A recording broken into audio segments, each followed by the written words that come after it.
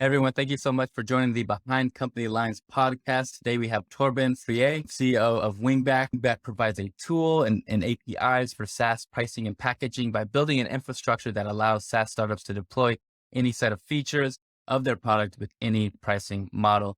Torben, thank you so much for joining the show. I'm really excited to chat with you, learn more about your background and what you're building, and also kind of the creation and concept of everything. And we'll get into some interesting topics as you're an international founder, which we have some of, but not a lot of, so it'll be an interesting topic to kind of dive into. But before we get into all that, what were you doing before you started Wingback? I founded another company before, Yeah. and that was actually in a completely different field, but it also had a SaaS component. It was basically an IoT company, like access control systems, like physical door locks, kind of like, I would say, the European version of Latch is maybe a good way to describe it. Gotcha. What caused the transition from starting that company into this one? Did you go through an acquisition? What was kind of the end note of that company? Yes, so we went through an acquisition, but it was a really bad one. So basically got screwed over by our own investors. We worked together with an industrial company, like an old-fashioned European industrial company. And yeah, they basically screwed us really well, let's say. What, if you don't mind diving into that, what was kind of the resolution and what was the scenario? What was the situation?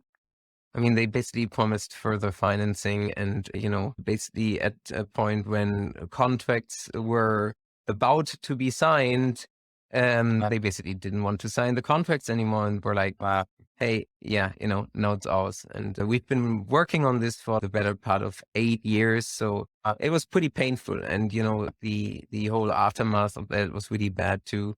Because, I mean, they continued running the company, but basically had us, standing there laying off half of our people. And it was really awful. It was a really bad experience. And I mean, I know a lot of founders who have similar stories, and it's maybe something that's like not often talked about, but it's these things can be really painful. Yeah, yeah. What was the conversation around, when you have to make those tough decisions? What did you lean on to go through that experience, or did you just kind of learn as you went? I mean, I think in retrospect, we could have seen that the partner we were working with was basically, let's say they didn't have the best intentions in mind right from the get-go, but, back in the day, we were super excited about working with them. And I think, we basically, we didn't take some of the red flags that we were actually seeing very seriously, Yeah, yeah. What were those flags? It's basically just the people, honestly. At the end of the day, always the people. Mm-hmm. And that was certainly true with those folks, especially their managing director. Yeah. It's like, I don't know, it's just like this very like old-fashioned. I mean, like you imagine like an old-fashioned, like 60-year-old German business dude and, cliche. Yeah. Really. Yeah. What now coming from that experience, obviously it was, a tough experience but a lot of lessons learned, I'm sure. How do you go about evaluating partners now? Do you have kind of certain criteria? Do you kind of listen to your gut a little bit more? What are some ways that you've learned that other founders can learn from your experience on how to evaluate who you partner with? Because I think a lot of founders underappreciate and maybe want to move too quickly. And so sometimes they find themselves in similar situations. I'm not saying, that was your motivation behind the partnership, but how do you go about evaluating partners now that you've have to learn from that experience, are building a new product and now are seeing success and the partners that you have kind of aligned yourself with? That's a tough question because, again, like in hindsight, it's super easy to see. But I think back then, we did a lot to tell us that these things are different, and we saw the good things, and we basically disregarded these red flags. And I think, I mean, we definitely look much more at let's say, I would say at like people in general. We were, both my co-founder and I, we know each other since we're 15 years old, and we've been working together on projects ever since high school. And we just love technology and we love building products. And I think the biggest learning from this whole experience was actually, that even though we love technology and, we love building technology that in the end, basically, everything's a people game. And we Yeah. looked way too much at this, from like a pure tech standpoint. And that standpoint, it made sense. But yeah, I think taking, your gut level feeling into consideration when, you meet someone, even just like for the first time and have a first impression, it's just something, I mean, that I think, continuously learn to listen to more and more. Yeah. Yeah. No, I've heard that, being more in tune with your intuition comes with experience, and it comes with that experience because it's like the different, it's like almost like a product, the different versions, different iterations, the different testing that you do kind of gives you the data and the feedback that allows you to kind of, set your compass into a stronger course. Now that you've kind of, gone through and you're working on this product Wingback, what was the inspiration behind building something like Wingback, and then going through YC where you kind of went through the startup school to reaffirm maybe even some teachings or some lessons, or build it kind of in a very structured way. What inspired you to build Wingback, and where is the current company now? Yeah, so first off, I mean, at Wingback, at 1AIM, my previous company, we were actually struggling with pricing and packaging quite a bit. So I remember in the very early days, our salespeople basically had to go to the engineers to ask them how many users signed up for the product, like how many basically new access rights were given, so that, the salespeople could actually send an invoice. And when I started Wingback, it actually started when I joined, met someone there with whom I like did some customer discovery, then basically like didn't work very well with this guy. So I joined forces together with my co-founder from, 1AIM times.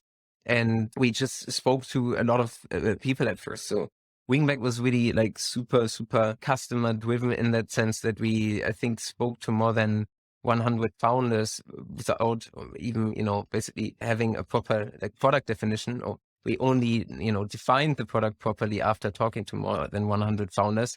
And Yeah. after that, yeah, like things went pretty quickly. We raised the pre-seed round, hired an initial team, and also went fully remote, which was the first time for us. Our previous company was fully in office.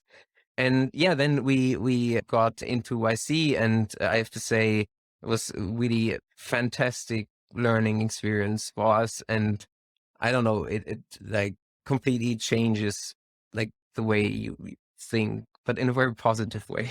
Yeah, yeah. That's incredible to see. And I think you've echoed a lot of different founders I've had, which is this customer journey, and really learning the pain points that, you're like, I think they're there for my experience. And then you iterate on this product so much so around the feedback you get that it becomes something that people want to pay for, and that you want to start building it. You think is a big enough product.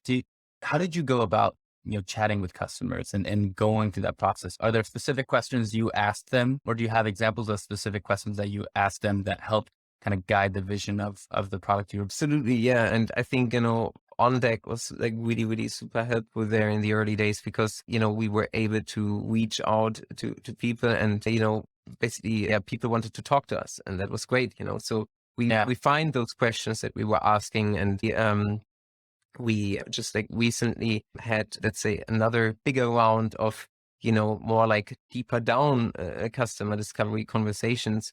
Because actually I learned from another guy from On Deck, how valuable Yeah. customer discovery calls can even be once you already have the first version of your product out, and how much they can, Yeah. not just like influence your thinking and influence your roadmap, but also how much it can really give you, these like 10%, like, thinking like the customer, and how much they can also influence, Yeah. what you put on your landing page, how you talk to other customers on a sales call. And I'm actually really grateful to him. His name is Mario. Hi, Mario, Yeah. because he shared like his customer discovery framework with me, and there's some like really super interesting questions in there. Like to give you one specific example, imagine in our case, pricing and packaging and billing. Imagine all of the problems around pricing and packaging and billing that you just told me about were solved tomorrow. What would still keep you up at night? It's one Yeah. of my favorites. Yeah, yeah. Do you remember any answers that really kind of were inspiring to you? I don't have a specific one in mind right now, but what I found interesting about the responses to this question in general was that, you could clearly see like, yeah, there are still some things on my mind, even if, even at the point when like, all the problems that are top of mind right now are solved. Yeah, And I yeah, mean, that's of course super helpful when you think through, like how to basically, map out your roadmap. It's also yeah, super helpful when you think about how to talk to your customers, maybe you shouldn't just talk about the immediate problem that, you're solving, but also what lays ahead further down the road. And yeah, I think, yeah. yeah, such questions are really helpful for that. Yeah, no, I can see how that kind of leads to understanding the customer and building a better product, and kind of gives you the answers you need when you're thinking about, road mapping and building. When you think about, or I guess before I ask this question, tell us a little bit more about Wingback. What's the particular problem that you're solving? I know from what we discussed already, it's pricing and packaging around APIs that SaaS companies and kind of helping sales teams package those for their customers. But what in particular is difficult about that allows kind of, or that creates a problem that your company needs to solve? What is difficult about that experience, and what are some of the issues that come with not having flexible packaging or pricing that is the problem that you need to solve? I mean, to start off, it takes a lot of effort to, even implement your first version of pricing, and it's like, let's say, pretty low value work. So, if you ask, your developer, even if it's just, you and your co-founder working on it, you don't really want to work on it. And we help with that. But where our product really comes in is when you're, much bigger, and when you ask yourself different questions around pricing and packaging. Like, let's say, for example, you're a company like Dropbox, and, it's August, September, kids are going back to school, and Yeah, you want to send out a campaign, for like a Dropbox for teachers. And who the teachers are in your, customer database, or in whatever database you have. You know which usage limits they want, which features they should have access to and which features not. But now, like, how do you make it possible that you basically, give those folks exactly like the access to those features that they need, that's, one of the use cases where our product really comes in. yeah, yeah. You mentioned this piece about APIs and how companies kind of integrate within the certain specific packaged APIs. Just out of curiosity, what are some of like the most common APIs that you see clients using? How do you mean that? Yeah, in terms of the integrations and maybe I understand the product not clearly, but from what I read, it was about packaged APIs that you allow your sales team to kind of toggle, right, and turn on different levers to create kind of a customized experience for your customer, or their customer, excuse me. Is it very specific to the business, or is there anything that's common amongst most startup No, I mean, teams? we provide infrastructure. So, Yeah. we Okay. basically make it possible so that you can, in essence, do whatever you want in terms of pricing and packaging. And of course, we connect to existing products too. So, I mean, Yeah. we are not a payment processor, or, if you want to use, I mean, something like for, let's say, I mean, we're not an authentication provider. We do the things, we really focus on pricing and packaging itself. And then, of course, connect to whatever else you have. And Yeah. one thing that's, for example, super important there is, let's say your CRM, all the pricing and packaging data that sits with us Yeah. can also feed into your CRM, so that, for example, you can contact just like, very specific customer groups or things like that. Yeah, yeah, no, that makes sense. I was reading somewhere that Wingback is kind of uses a low code platform or infrastructure to build. This is particularly fascinating to me because the company that I run with my co-founder, we use Airtable as our kind of low to no code platform that helps us just really kind of build as we go and not necessarily need a back end team, a front end team at the moment. What are you using for your low code technology? I mean, what we basically make possible is that, you don't have to spend engineering hours on pricing and packaging. Yeah, Usually, I mean, it can take, a few days. It can, if you have, more complex pricing logic, it can actually even take a month in some cases. And we want to make it possible for non-technical people to go in, put a plan together and deploy it to a customer without Wow. any engineering involvement. And so, that's like for us really actually the corner piece of what we do. Because Yeah. you know what, engineers hate working on pricing and packaging. If let's say someone, some sales guy comes along and says, hey, please put like this and this together for a super important enterprise customer, like nobody You don't wants want to. to Yeah. work on that. And, we make it possible that they don't have to. Yeah. Yeah. What now that I think you mentioned that you're working with mainly larger teams, kind of is where the better use cases of your product come into play. Are you particularly working with like enterprise company, mid-level companies, SMBs, startups? What's kind of your ideal customer right now? So the ideal customer right now is basically, the startup that just wants to get going. I mean, that's the people that we, still Mm. learn with. But we are working with quite a few design partners to basically, make our product more and more enterprise ready. Meaning Yeah. that, it's great to have companies getting going with us, starting and, growing with us. But at the same time, we, want to move into a field where, we can basically support those customers that benefit the most from our product. Yeah. And that's clearly in the, late stage slash Yeah. enterprise domain. Yeah. When you think about building for enterprise, where do you go? Is it still kind of customer interviews and research along those lines? Or and if so, how is it different? And what are the things that make it different from, building at smaller scales?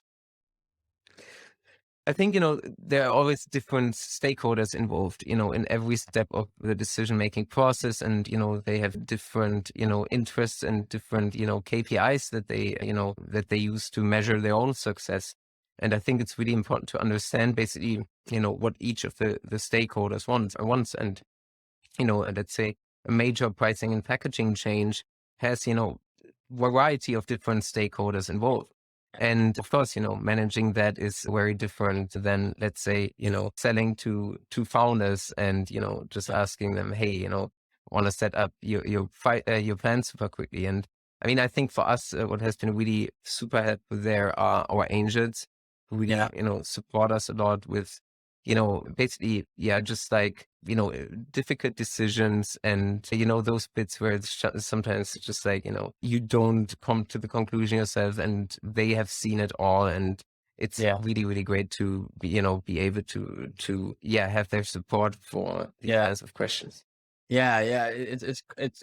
Crazy. And most founders, I think, value this, but I don't know if a lot of just non-founders know this. It's just the community that you bring around you, both the angel investors, the mentors, the accelerator groups, they help kind of expedite the learning process for you by anecdotal experience. And you're able to really relate what they've done before to your product. It might not be the same, but it's similar enough to go in a certain direction and do so very quickly and efficiently, which is, the bread and butter for your startup. You need to move fast and you need to fix things that are broken fast as well. When you think about building a remote team, because you mentioned now that your team, or not now, but you kind of conceived and built this team as fully remote, which my startup is as well. So I have a little bit insight in here, but I don't know if a lot of companies, know kind of the experience of it. How did you go about building a remote team culture, and how do you continue to kind of like paint a strong culture when your team is fully dispersed across, whether it's continents or cities, you're not in a centralized location?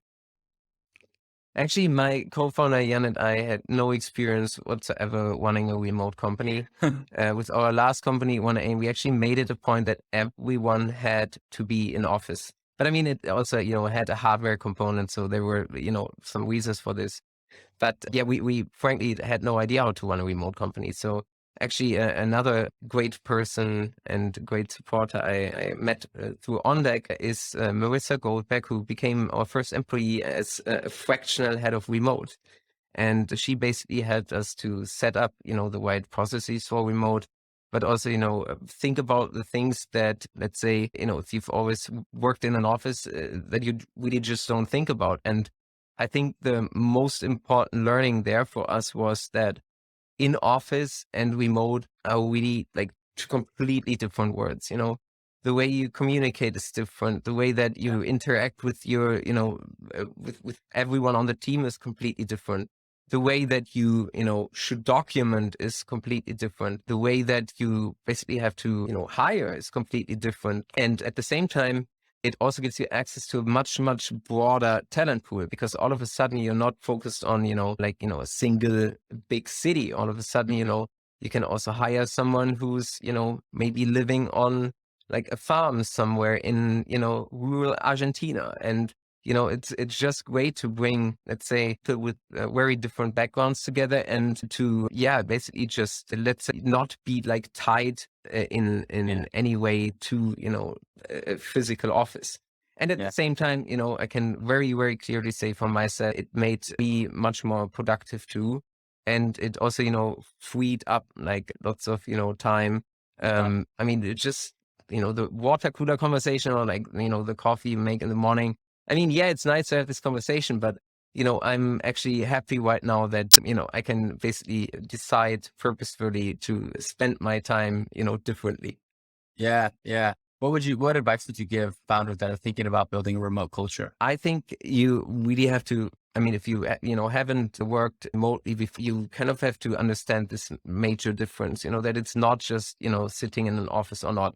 I mean, you don't have this, like conversation in between that you, have while walking to a meeting room, or, you don't hear something that, someone at the table next to you says. It's also much more challenging when it comes to training, junior employees, when it comes to also, mentoring others on the team. And of course, that's also something to think through, because it's not like, someone can like sit next to you and, like work together with you in that way. Of course, there are always tools to support that, but, let's say, all the tools that are there are like fantastic, and we're great believer in, fantastic remote tools, but it's like not like you can, replicate, for example, this like training experience that you can in an office. Yeah. And it's also something that you have to be aware of when putting together, your team. Yeah. Yeah. Is there anything you fundamentally, like, whether it's a vision or values, that you communicate to your team to create almost that environment with communication really highly effective? Because you're right, when you're not talking between meetings or on the way to the office, you lose some pieces in translation, and it's like there's certain active steps that you have to take to make sure that that communication doesn't get lost. Is there anything that you do structurally or within your value statements that help kind of that challenge? Yeah, I think Marissa really helped us a lot to figure out, how to structure our knowledge base. And I think that's really, really crucial. And also, how to design your onboarding process in a way that you make sure that, basically like everyone on the team has access to, certain pieces of information. And I think the strategy that was super impactful for us there as well is basically, purposeful over communication.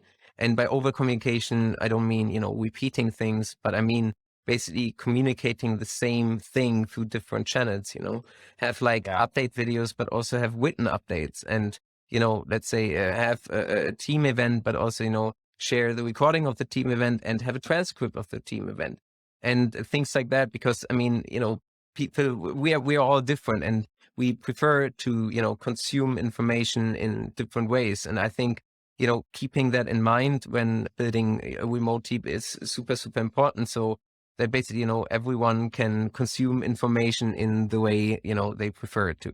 Yeah. Yeah. What are some of the biggest risks for Wingback today? Biggest risks, you always build for, let's say certain customer profiles. And I think, we can easily get lost and, just like build for one very particular use case.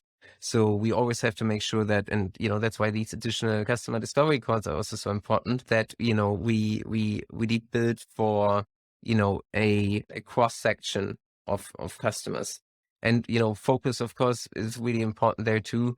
We, have like tons of requests. Oh, we need this, we need that, we need this, Yeah. we need that. And, it's still, I mean, I know it's kind of an old cliche to say, you have to, be great at saying no, but it's honestly something that's pretty tough for me sometimes, because, there's a problem, we can solve it. So, let's solve it. And sometimes you have to say, hey, no, this is something we don't do. And I think, keeping yourself in check there is definitely always a challenge.